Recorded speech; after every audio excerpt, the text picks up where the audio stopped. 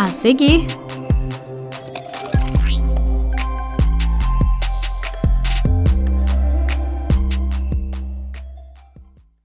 Entre os anos de 2013 e 2022, foram registrados no Brasil mais de 50 mil catástrofes naturais, segundo dados do Sistema Integrado de Informações sobre Desastres do Ministério do Desenvolvimento Regional. Esses incidentes afetaram cerca de 340 milhões de pessoas, causando um prejuízo de 340 bilhões de reais. No programa de hoje, a gente recebe especialistas da UFG para discutir sobre mudanças ambientais extremas e possíveis soluções.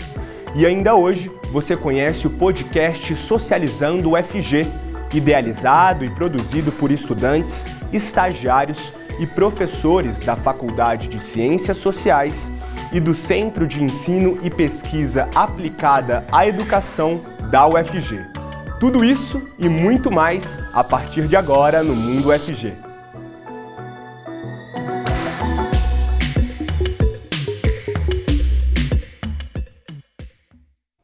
Seja muito bem-vinda, bem-vindo ao Mundo UFG, um olá especial para os ouvintes que nos acompanham pelas ondas da Rádio Universitária 870M.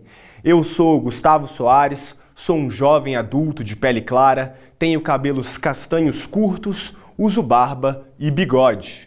Na minha companhia, fazendo a interpretação para Libras, está Diego Barbosa, coordenador do Labitave. O professor Diego é um homem de pele clara, tem cabelos e olhos castanhos e uma barba cheia. E eu convido a você que nos acompanha a interagir com a gente pelas redes sociais. Mande a sua pergunta pelos comentários das transmissões do YouTube, Facebook ou Twitter. Nós estamos ao vivo. Aproveita e siga a gente nas redes sociais. Somos TV UFG no Instagram, no Facebook, YouTube e também Twitter. Você também pode baixar o nosso aplicativo apontando a câmera do seu celular para o QR Code que aparece aqui na tela. Quer mandar alguma sugestão de pauta para a equipe da TV UFG? Anota o nosso WhatsApp.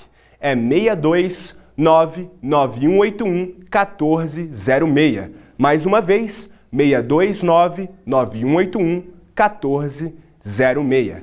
E para falar sobre mudanças climáticas extremas, consequências e possíveis soluções, recebemos Rafael Batiste, professor da Escola de Agronomia da UFG. O Rafael se identifica como um homem de pele clara, tem cabelos curtos, usa barba e tem olhos castanhos. O professor leciona a disciplina de núcleo livre que se chama Mudanças Climáticas. O que podemos mudar? Essa disciplina faz interação com a matéria de Ecologia da Sinclair Community College, uma faculdade comunitária da cidade de Dayton, do estado estadunidense de Ohio.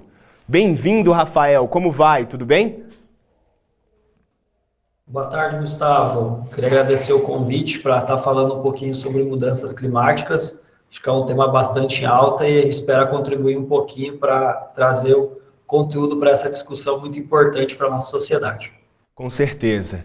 Nós recebemos também Ana Cláudia Lima, professora da Escola de Agronomia da UFG. A Ana se identifica como uma mulher de pele clara, tem cabelos castanhos claros ondulados na altura dos ombros. A professora Ana orienta uma disciplina sobre agricultura de baixo carbono. Bem-vinda, Ana. Como vai? Tudo bem, professora?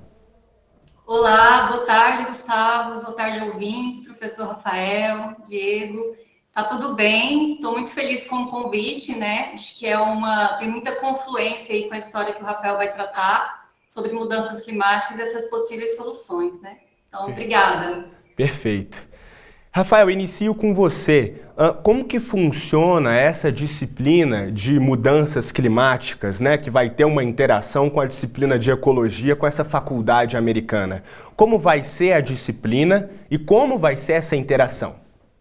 Muito bacana. Essa disciplina é um projeto que vem desde antes da pandemia, professor lá dos Estados Unidos teve a ideia de vamos fazer uma interação internacional, vamos fazer um intercâmbio internacional para aqueles estudantes que não conseguem vir para os Estados Unidos. E eles criaram essa dinâmica. Então, basicamente, eu oferto a disciplina aqui no Brasil, a professora Danet oferta a disciplina de ecologia dela lá nos Estados Unidos, e durante um mês a gente faz uma interação. E aí é muito bacana, dentro das mudanças climáticas, é que a gente faz uma comparação dos estilos de vida. Então, compara o que o brasileiro faz, como é que o brasileiro vai para o trabalho, o que ele come, como é que é o estilo de vida dele, em comparação com os alunos americanos. E essa interação é feita toda online. Então, a gente vai, se apresenta, fala o que gosta de fazer, e aí vai discutindo temas que envolvem as mudanças climáticas. E professora Ana, o que é a agricultura de baixo carbono? Explica pra gente, por favor. Certo. Gustavo, assim, basicamente, né, a agricultura de baixo carbono, ela é um modelo sustentável, né, de agricultura que ela vai ter, assim, práticas e técnicas, né, tanto para mitigar os gases de efeito estufa, né, o Rafael vai tratar isso, quais são esses gases, mas também para se adaptar a essas mudanças climáticas, né, como você trouxe aí uma série de mudanças que tem acometido aí as pessoas e também a agricultura brasileira, né? Então ela vai nessas duas frentes, mitigar, né, esses gases, mas também uma série de tecnologias para se adaptar a essas mudanças, né? E o interessante é que é uma agricultura que ela é financiada e apoiada por políticas governamentais, né? Então ela acaba tendo uma capilaridade para ser, né, realmente adotada aí por esses agricultores e agricultoras brasileiros, né? E professor Rafael, entrando na discussão cotidiana, fortes ondas de calor, de frio, fortes chuvas, fortes secas, isso são mudanças climáticas? O que isso tem a ver com a variabilidade climática? Muito interessante essa pergunta e acho muito bom a gente esclarecer. É a primeira pergunta que eu faço para os meus alunos. Será que a seca é mudanças climáticas? De forma geral, esses eventos extremos, eles não são mudanças climáticas, tá? Então, ele é um processo natural. Então, a gente tem variabilidade climática. Então, todo ano, a condição climática ela é diferente. A gente observa em Goiânia, por exemplo, tem ano que é mais quente, tem ano que é mais frio, tem ano que chove mais, tem ano que chove menos. Então, isso está dentro de uma variabilidade natural das condições climáticas daquela região, dada a complexidade do sistema climático no planeta Terra. O que acontece com a mudança climática? Com o avanço da mudança climática, a tendência é que esses eventos extremos, eles começam a acontecer com maior frequência. Então, por exemplo, uma chuva forte em Goiânia, acontecia uma vez por ano, uma vez cada 3, 4 anos. Hoje a gente tem mais de um evento acontecendo no mesmo ano, e aí isso impacta a sociedade. A seca, por exemplo, ou a baixa quantidade de chuva, isso acontecia, mas com uma frequência muito baixa. A gente viu uma seca a cada 10 anos, cada 15, 20 anos. Hoje não, hoje cada 2, 3 anos a gente já tem um período de seca. Então, os eventos extremos, eles são naturais, mas com a mudança climática, a gente vai intensificar, a gente vai ver esses eventos acontecendo com maior frequência. Então, a gente tem que estar atento a isso, porque a mudança climática vai deixar a nossa vida um pouquinho mais difícil. A gente vai ter que se planejar melhor para enfrentar esses eventos extremos que vão acontecer com uma maior frequência. E professora Ana, tem-se a ideia de que métodos que se preocupam com o meio ambiente no âmbito do agronegócio não dá retorno e é excludente. Isso procede? Olha, essa pergunta ela é interessante, né? Que é uma visão assim reincidente, né? Dos agricultores, acho que um pouco também da mídia, às vezes, que traz isso, né? Se protege o meio ambiente, você não está produzindo, vai abaixar a produtividade. Eu acho até que pode ter parte de agricultores que acreditam nisso, mas eu acho que hoje, no Brasil, existe uma maior parte que não acredita nisso, assim. Porque eu acho que durante um tempo tinha-se a intenção, né, de ter uma agricultura, vamos dizer assim, mais artificializada, um pouco mais estéril, menor dependente do clima, né? isso não é uma verdade, assim. Então, hoje, como o Rafael trouxe, os agricultores já têm que lidar com uma série de alterações, né, e de problemas climáticos que estão aí cada vez mais se intensificando, esses extremos. Então, assim, os agricultores já sentem isso e entendem que, se não tomarem iniciativas, né, que andem, que tenham uma aliança com a produtividade, mas também com a conservação ambiental, a sua produtividade, a sua eficiência mesmo produtiva, ela vai diminuir, né? Então, acredito que essa foi uma ideia em determinado momento, mas hoje, assim, vendo principalmente a alta, né, dos preços aí dos insumos, que contribuem para aumentar a produtividade frente, né, a uma série de problemas climáticos, assim, desequilíbrios ambientais, digamos assim, eles percebem a importância das duas coisas andarem juntas, né? Então, eu acho que não procede, tenho certeza que não procede. Hoje, eu acredito que parte dos agricultores já percebe que não procede, porque você também tem, com o problema, né, esse acirramento, digamos assim, climático, você tem maiores problemas tanto para planejar sua lavoura, né, seu plantio, mas também uma grande perda de produtividade, né? Então, não tem como avançar, né, numa agricultura produtiva e depois sustentável se o meio ambiente, a conservação não andar junto com essa tecnologia para uma produtividade, né, com base mais sustentável. Então, eu acho que não procede, Gustavo, realmente não procede. Ana, eu continuo com você. Como que a agricultura de baixo carbono contribui para minimizar esses eventos extremos? Legal. O que acontece, né? Esses eventos extremos, eles estão muito ligados ao efeito estufa, digamos assim, né? Então, que está ali junto com o aquecimento global. E a agricultura, ela acaba influenciando na liberação de alguns gases de efeito estufa, né? Eu vou dizer quais são principalmente CO2, né? O metano, mas também o óxido nitroso. Quando a gente faz esse cálculo, digamos assim, para entender esse impacto, né, desses gases de efeito estufa, a gente transforma tudo para o carbono. Então, é por isso que a gente fala agricultura de baixo carbono. Mas as frentes da agricultura de baixo carbono, né, as linhas de tecnologia, de estratégia para mitigar esses efeitos, eles também diminuem outros gases, né? Então, você tem, por exemplo, aqui em Goiás, né, que você tem uma produção bovina muito alta, né, que você tem a emissão de gases metanos, por exemplo, entram também nessa conta.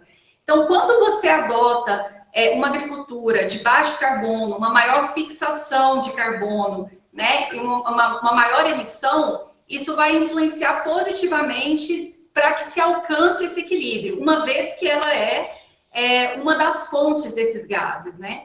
E aí, a partir do momento que ela diminui, né, essa emissão de gases, uma série de outros benefícios vão aparecer, né? Mas, basicamente, quando a gente fala em agricultura de baixo carbono, a gente fala em deixar de emitir gases, né, ou emitir uma maior porcentagem de gases e, substancialmente, em algum momento, começar a fixar esses gases, né? Ele, em vez de emitir, ele começa a fixar esses gases de efeito estufa que estão sendo liberados.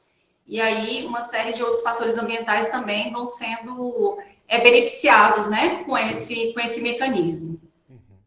Professor Rafael, para a gente ser didático, o que é o efeito estufa e por que nós devemos nos preocupar com as mudanças climáticas? Bacana. Eu acho que a professora Ana colocou bastante aí de agricultura, fixar CO2, e aí é um princípio básico da mudança climática, é o efeito estufa. O que é o efeito estufa? Os gases de efeito estufa, eles estão na atmosfera. CO2, óxido nitroso, metano, e esses gases são responsáveis por reter o calor da Terra. Então, imagine que o efeito estufa, esses gases estão formando meio que um cobertor sobre a Terra para manter a Terra aquecida. Então, o efeito estufa ele é importante para a vida no planeta. Se a gente não tivesse os gases de efeito estufa na atmosfera, a temperatura média da Terra, todo o planeta, seria menos 18 graus Celsius. Então, praticamente, a gente não ia conseguir viver aqui na Terra sem a presença do efeito estufa. Então, hoje, com a presença dos gases de efeito estufa, a temperatura da Terra gira em torno de 15 graus Celsius, a média do planeta. Em regiões mais quentes, mais frias, mas a média do planeta é de 15 graus Celsius.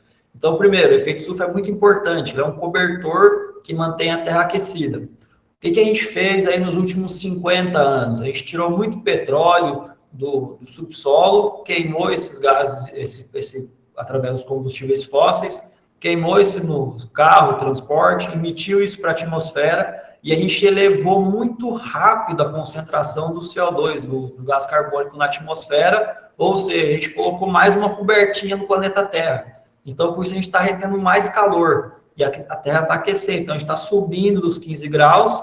A previsão é que a gente consiga manter no máximo até 16,5 de média. Acima disso, a gente já perde o sistema climático, já dificulta isso. E ela está diretamente relacionada com a gente porque é a gente que está emitindo CO2. Então, é quando eu uso meu carro com gasolina ou diesel, é quando eu vou consumir um produto que vem de uma outra região e precisa do transporte rodoviário ou aéreo. Então, a mudança climática, ela começa a partir da gente. E eu até recomendo aí procurar, dar uma pesquisa lá no Google, coloca pegada de carbono. Tem vários sites que você consegue, através do seu perfil de transporte, de consumo, de roupa que você usa, de eletrônicos, você consegue dizer quanto de carbono você está emitindo por ano. Então, a gente é o ponto inicial de emissão de carbono. Então, a gente precisa buscar novas alternativas para reduzir essa emissão, causar menos efeito estufa, manter o planeta aquecido, mas não aquecer muito. Então, a gente consegue, através de algumas estratégias, reduzir as emissões para reduzir os efeitos que vai causar sobre a gente. Então, a gente é uma fonte emissora, mas também a gente pode buscar alternativas para reduzir o efeito estufa do planeta. E, professor, quais seriam essas alternativas? Perfeito. Acho que a agricultura, há muito tempo, ela foi tratada como o grande vilão das mudanças climáticas. E, na verdade, não é bem assim. Hoje a gente enxerga a agricultura como um setor que tem uma capacidade muito grande de tirar o CO2 da atmosfera, reduzir o efeito estufa e, com isso, a gente melhorar o sistema produtivo. Então, por exemplo, o que eu posso fazer para reduzir os efeitos o efeito estufa no planeta? Um exemplo que a gente tem aqui no Brasil é o etanol. Então, o etanol ele é produzido a partir da cana-de-açúcar. O que a cana-de-açúcar faz? Através do processo de fotossíntese, ela tira o CO2 da atmosfera, usa o carbono e libera oxigênio. Esse carbono é utilizado para produzir o etanol, depois açúcar, o etanol. A gente abastece no carro o etanol, esse etanol é queimado, elimina o CO2 para a atmosfera que a cana vai absorver novamente. Então, a cana faz esse processo de absorver o CO2, produz etanol, a gente queima o etanol, vai para a atmosfera, a cana absorve, e é um ciclo fechado. Isso não acontece com o petróleo, porque a gente queima o petróleo e a gente não consegue retornar isso para o sistema. Então, usar combustíveis que têm esse ciclo fechado, como o etanol, é uma das alternativas. Eu buscar alternativas mais baratas de transporte, como o ônibus, evitar carro. Essas são alternativas. A própria alimentação, dar preferência por alimentos locais, também é uma forma de reduzir a emissão de CO2 dentro do sistema. E, professora Ana, como a pesquisa e a tecnologia podem contribuir para essas novas alternativas ditas pelo professor Rafael e também a alternativa de agricultura de baixo carbono, que a senhora é especialista? Bom, eu acho que já existe, né, alguns órgãos assim no Brasil que têm se intensificado no estudo desses estudos, dessas tecnologias, né, dessa pesquisa em si. Então, a gente tem linhas muito interessantes assim de pesquisa, como, por exemplo, recuperação de passagens degradadas, né? Então, vai trabalhar um pouco da tecnologia do solo, né, de que insumo que você vai utilizar para recuperar essas passagens degradadas. Você tem, mais recentemente, eu acho que agora o que a gente está tentando refinar dentro da agricultura, que são os bioinsumos e a fixação biológica de nitrogênio, né? Que ela também contribui para fixar nitrogênio, para mitigar esses gases, né? Então, eu acho que espaços como esse, né, que a gente possa falar também sobre essas tecnologias, acaba fortalecendo, né, essa caminhada nossa, assim, dentro das instituições, e também para conseguir recursos, né, para a gente conseguir difundir mais essa tecnologia, né? Eu agradeço a fala de vocês, professora Ana, professor Rafael. A TV UFG está de portas abertas para futuras discussões tão relevantes quanto essa, né, que é tão influente e atual nas nossas vidas. Mais uma vez, eu agradeço e até uma próxima. E a gente vai para um rápido intervalo e na volta você conhece o podcast Socializando o UFG, além de se informar sobre os eventos da universidade na agenda. Não sai daí, que é rapidinho.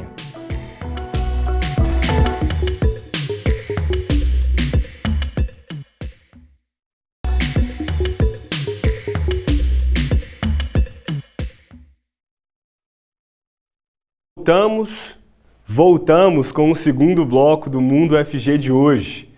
Agora a gente conta com a presença de Diogo Marques fazendo a interpretação para Libras. Diogo é integrante do Labitave. Ele se identifica como um homem de pele parda, tem cabelos e olhos castanhos e não usa barba. Bom, o podcast Socializando o UFG ganhou o prêmio Professor Rubens Murilo Marques, da Fundação Carlos Chagas.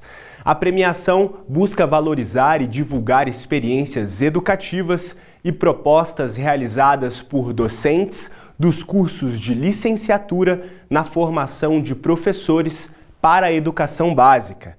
A Ana Clelma conversou com os idealizadores do podcast Socializando o UFG. Vamos conferir. O podcast Socializando é construído de forma coletiva, tanto por estagiários, professores, estudantes aqui da Faculdade de Ciências Sociais e do CEPAI, o Centro de Ensino e Pesquisa Aplicado à Educação da UFG. Eu sou a Ana Clelma, uma mulher negra de pele clara, tenho cabelos pretos, longos, cacheados e uso óculos. Aqui comigo está a Suzane de Alencar, uma das idealizadoras do projeto e professora no programa de pós-graduação em Antropologia Social da FCS. Ela é uma mulher branca, tem cabelos pretos e lisos. Tudo bem? Seja muito bem-vinda aqui ao programa. Tudo bem, muito obrigada. Primeiro fala pra gente, Suzane, sobre esse formato, né? O podcast é um formato que está aí em ascensão ultimamente. Por que vocês decidiram idealizar esse projeto aí nesse formato de podcast?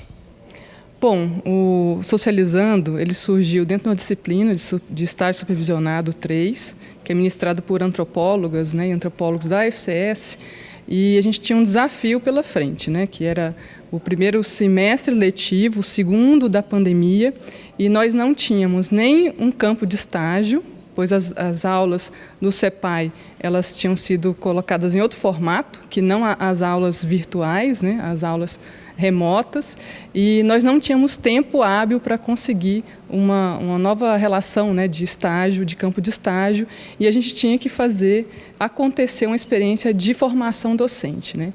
Então, entre os formatos possíveis de comunicação digital, o podcast nos pareceu mais acessível, justamente porque a gente teria que criar uma nova relação com os estudantes da educação básica, que justamente estavam com dificuldade de acesso à internet e a dispositivos, né, para terem aulas. Isso foi um dos motivos pelos quais o CEPAI não adotou esse estilo, né, de aula remota.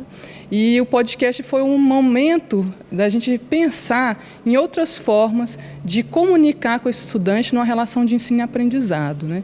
Então, o podcast ele usa menos dados, né, de celular.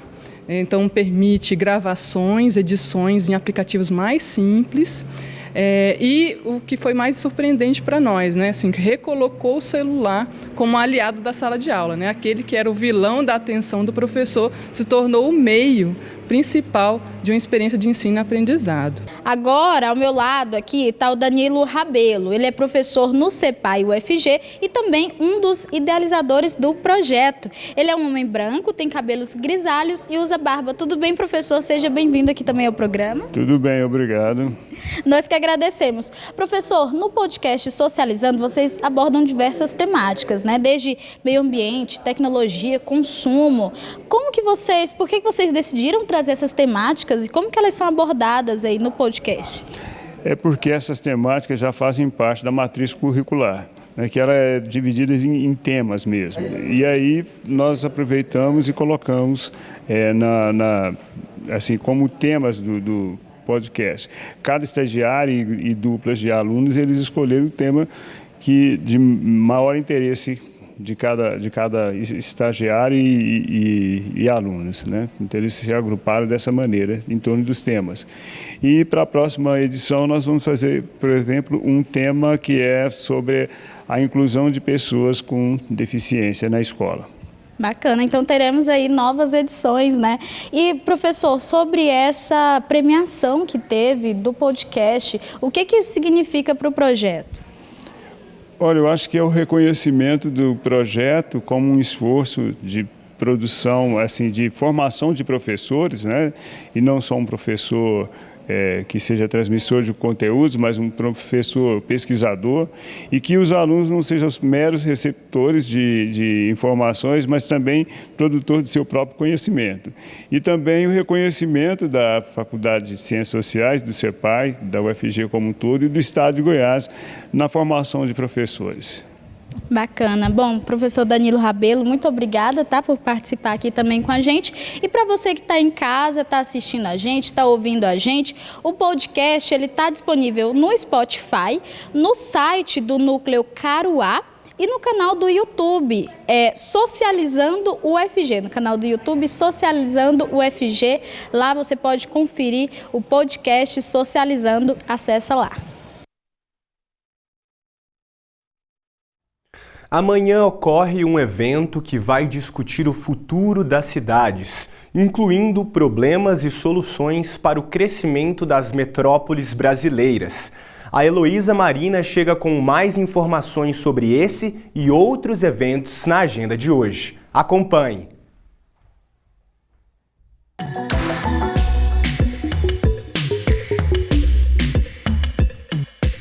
Olá, meu nome é Heloísa Marina e essa é mais uma Agenda UFG. Aqui você fica sabendo de todos os serviços e eventos da universidade.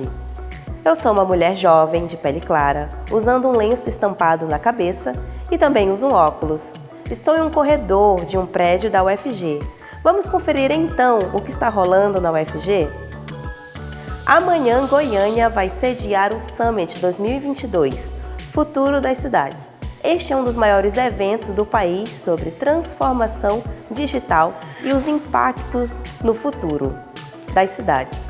A edição deste ano tem como temas infraestruturas digitais, conectividades e inteligências. O evento ocorre no Teatro SESI, no setor Santa Genoveva. Para saber mais, acesse os sites curtamais.com.br. Vale a pena conferir. Se liga nessa dica, o ProPessoas está com inscrições abertas para docentes e técnico-administrativos para capacitação sobre assédio moral e sexual em instituições federais. O curso tem carga horária de 36 horas e as inscrições devem ser realizadas até dia 10 de outubro. Interessados devem acessar o portal UFGNet e realizar inscrição no site apps.ufg.br. E agora uma dica cultural. A Escola do Futuro em Artes Basileu França cedia a exposição de artes visuais Portas, Caminho das Ideias. Ela apresenta objetos, instalações, pinturas, artesanatos e outras obras feitas pelos estudantes de artes visuais da escola. A visitação pode ser feita na Escola do Futuro em Artes Basileu França, na Avenida Universitária, setor leste universitário, até o dia 6 de outubro, com entrada franca. Mas atenção, é preciso fazer um agendamento prévio pelo e-mail artesvisuais.basileufranca@gmail.com. E minha participação se encerra por aqui. Essa foi a agenda de hoje. Eu me despeço de você. Continue acompanhando a nossa programação. Muito obrigada e até a próxima.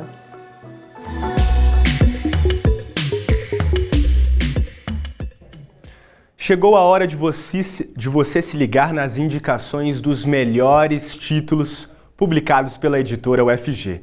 Quem nos traz as sugestões é a Ana Clelma. Vamos ver.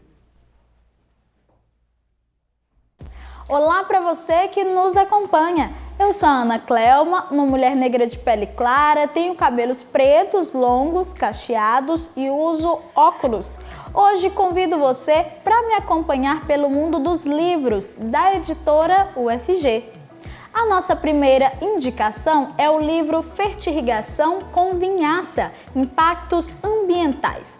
A obra analisa os efeitos da vinhaça sobre o solo, uma questão ambiental causada pela produção do álcool e que aumenta com o incentivo do uso desse combustível. Apesar de parecer um assunto complexo, a obra foi escrita em linguagem fácil e promete informar os leitores. Nossa próxima indicação é a obra Mercado Imobiliário e Produção do Espaço na Metrópole. A narrativa discute os espaços de lazer na região metropolitana de Goiânia. O autor discute a metrópole como local de inversão de capitais e propõe uma leitura que interessa não somente pesquisadores da ciência geográfica, mas toda a sociedade. Encerro com a obra Aproximações entre Cinema e Poesia, Glauber Rocha e Manuel de Barros. Composto por um paralelo entre literatura e cinema, o livro faz uma análise comparada entre as obras do poeta Manuel de Barros e do cineasta Glauber Rocha. O livro reflete sobre a obra de arte na atualidade e as transformações desse cenário nos 2 últimos séculos. Essas e outras publicações estão disponíveis no site editora.ufg.br. Uma ótima leitura para você! O Mundo UFG de hoje fica por aqui. Agradeço imensamente a sua companhia e audiência. Amanhã estamos de volta no início da tarde, após a propaganda eleitoral obrigatória. Até amanhã. Tchau, tchau.